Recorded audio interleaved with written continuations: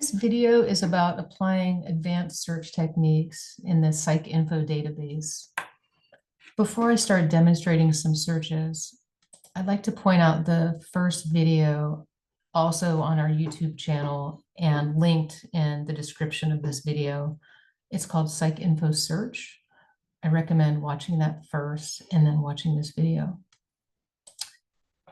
From the library's homepage, which you can get to by typing library.pace.edu or just doing a search engine search for the PACE libraries, you'll land on this page. Click on databases. You can look at the databases by subject. I think this is always a good idea because you can get a very good idea of what's available to you through the PACE libraries. All these databases might be useful. PsycInfo is considered the best bet. You can also access the database through the A to Z alphabetical by title list, but doesn't matter which way. So once I click on PsycInfo, this is the page that opens. To get started, I have some kind of research question expressed. What are some of the psychological aspects of fan culture or fandom in the LGBTQ plus community or among LGBTQ plus individuals? So we start with the essential keywords in the question, which the essential word is fan or fandom, and then the acronym LGBTQ plus. All these other words are not really going to appear in my search. I just need these specific keywords. So when I go to the database, I first typed in fan or fandom, and this asterisk is, it's called a wildcard, a truncation wildcard, and it just simply means the database will look for this root and then a word with any ending. So in this case, really just fan or fans or fandom or fandoms. When we search on the internet, we don't need to do that. The singular and plural will just be returned to you, but we do need to be very specific in these databases just to be safe. Now, as far as the rest of my search, if I start typing in the acronym LGBTQ, there will be some autocomplete options here. And in this case, I am interested in these suggestions. I'm going to go ahead and put quotation marks around anything that is a phrase, 2 or more words, because I want to preserve that exact phrase. And by having done that, I see even more options here. And I think I'm going to accept this one because it also includes LGBTQIA. Maybe I should have done LGBTQ asterisk. Let's do that actually. Around sexual minority. And what's missing here? Okay, I'm sure there is another term that I could search for, but we have to start somewhere. So for now, this is my search. I could tell the database to search in particular places, but I'm going to hold off on that for now. I am going to apply the peer-reviewed limit because that's almost always required, and make a note of other limits or filters that I can apply at this time, but I'm not going to do that just yet. I just want to sort of get started. So let's search and see what happens. I have 870 results. Sounds like a lot, but it might not be, depending on my needs. Maybe I'm working on a PhD or I'm writing a thesis. I am going to need to read a lot of articles in the psychology literature. If I'm an undergraduate student, I might not need as many. If I am an undergraduate student looking for just a few articles, it might even be okay to click linked full text. And that, I guess that brought it down a little bit. I could even apply the time limit, maybe the past 12 months. And that brought it down to 10. But keep in mind, these aren't necessarily the best articles. They are just full text in this database and published in the last 12 months. So maybe I turn off the full text. Now I have a lot more to consider. It's important to realize that this database does have full text articles, but it also doesn't. In many cases, it will have the title of the article, the journal, the authors, the abstract, but not the full text. I'll talk about that more in a few moments, but let me just go back to not recommending linked full text. But as it is now with the 68 results, I can go ahead and save this search if I like how my results appear, but I should spend some time looking at them first before I decide my search is worth saving. So I scroll down, I'm looking at the titles. I'm not seeing a lot of fan or fandom in the titles. So one thing I can do to change my search and hopefully make it a little bit better is to look for fans or fandoms in the title. That's required, but then the rest of my terms can be anywhere. This is a keyword search that looks at the full description of the article and even looks in the full text when it's available. So let's see what happens here. So that brought it down to 10. Now, if I go to recent activity, I can see my recent searches. So by looking in the title, I went from 68 to 10. So I have fewer, but they're probably more spot on for what I'm looking for. And at this point, maybe I want to save this search. And I click Save Search. I have to be logged in, by the way. In the upper right, you'll see a place where you can log into the database. And you must do that to save searches, to save articles, and to create projects, which are like folders. And I might describe this or not, but it won't save until I scroll down and click Save. And then it takes me back to where I was. So when you sign into my EBSCO, you can take advantage of those tools, and they're all listed here under my dashboard. And one thing I want to point out is that EBSCO is a company that provides access to this database as well as to many other databases at pace. The dashboard is not specific to PsycInfo. So I have projects saved in here. They're actually from other databases like CINAHL, which is a nursing database. So when you save a project, which I haven't demonstrated yet, it's a good idea to put the name of the database if you want that project to be limited to that database. If you don't, if you want to try other databases as well, then don't describe it with the name of the database. So let me go back to my recent activity and click on my most recent search. Another strategy is to use what's called the controlled vocabulary in this database. So I'm going to clear these out, change this back to the default search type, all fields. And I'm going to come down here where it says subjects.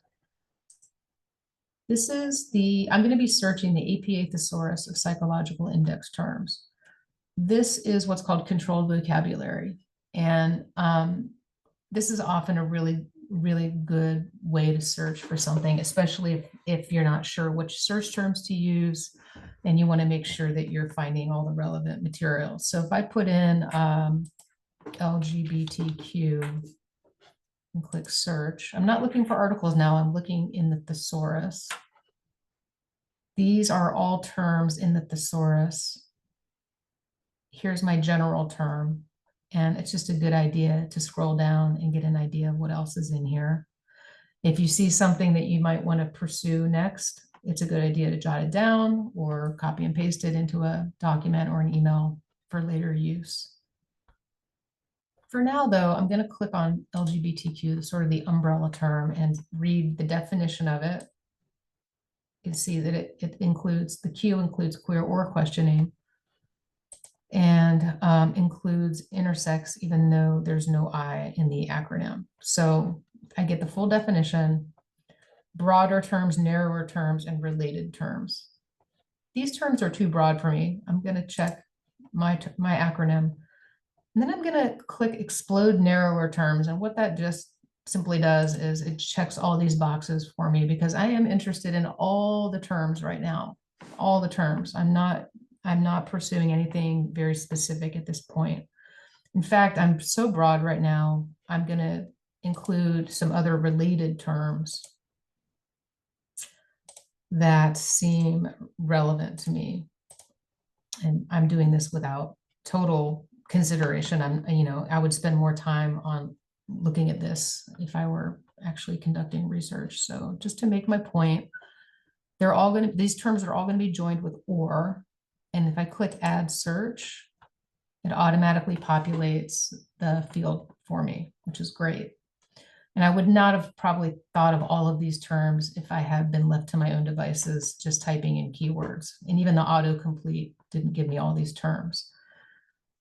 However, on the other hand, when I start looking for the controlled vocabulary in the thesaurus around fans or fandom, I really come up short. So I type in fans, all I get is sports spectators. That's maybe something that I want, but it's not all that I want. So even if I try term begins with, same thing happens. And then I try fandom, and that doesn't work either. And I try this. And I actually tried AI. I tried something called Perplexity to ask if the APA thesaurus really doesn't have a term that represents fandom in general or fans, and it doesn't. So in this case, we're going to have to stick with our keywords because there is no controlled vocabulary in the thesaurus for these terms. So I'm going to search for these as subjects from that thesaurus, and I'm going to search for fans, or fandom, fandoms in the title and abstract. The title, it would be the most narrow, and now it's searching in the title. It's really the title or the abstract. It's looking in both those places for any form of this word. So now let's see what happens. So that gives me 27. Now I can go back again and I can say, well, 27 doesn't seem like enough. I'm going to go back to all fields again. And that gives me 792. And the database is trying to sort by the most relevant results on top. Sometimes that seems effective, and sometimes it doesn't, honestly. You can also change this to newest or oldest. I think we all are much happier when we see some of our search terms in the title. And now I'm not seeing fan or fandom in the title. It doesn't mean that the articles aren't about fandom. It's just not immediately evident from the title. So I'm demonstrating different strategies. There's no perfect search. There's no one search. You need to try multiple strategies, multiple search terms, experiment with telling PsycInfo where to look. And when you find results that look good, so I'm going to go back to relevance. You can create a project. Click this little check, and I'm just going to say LGBTQ fandom, create, and then I go back to my results.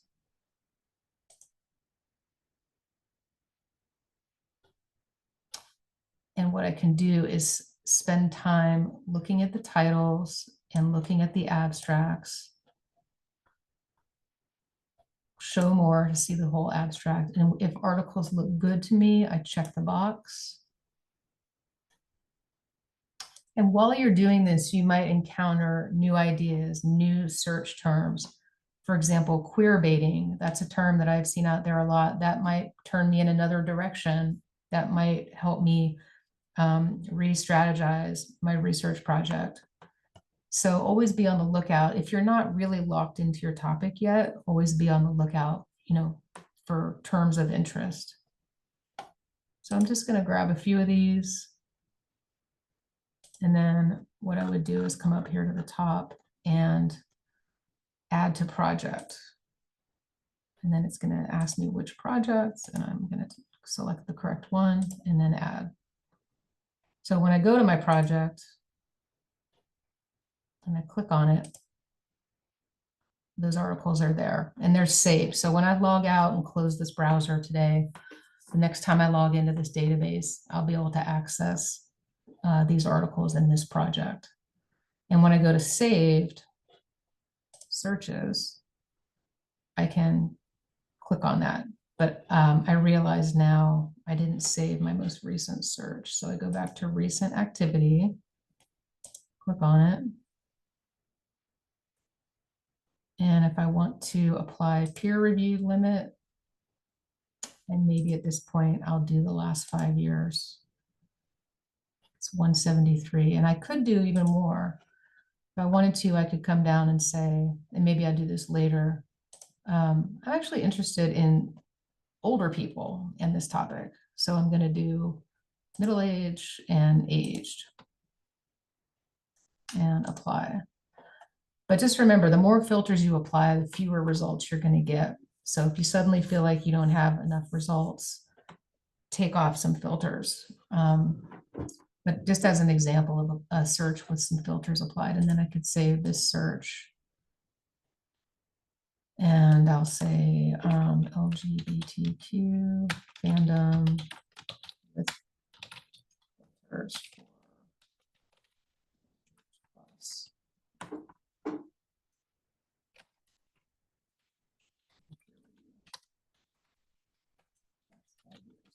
Just to demonstrate that you can be very descriptive. And it won't save until you come all the way down and click save.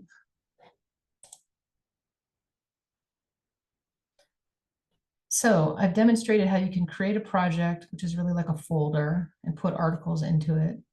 You can save searches, and you can also save individual records. You don't have to put them into a project, but you may. You can also just save them here. And we've looked at a few different search types, including the searching the APA Thesaurus of psychological index terms. So again, I want to emphasize the importance of logging in to my EBSCO when you sit down to conduct some research in the PsycInfo database. If you need help, we'd love to work with you. We can make an appointment. If you click Ask a Librarian,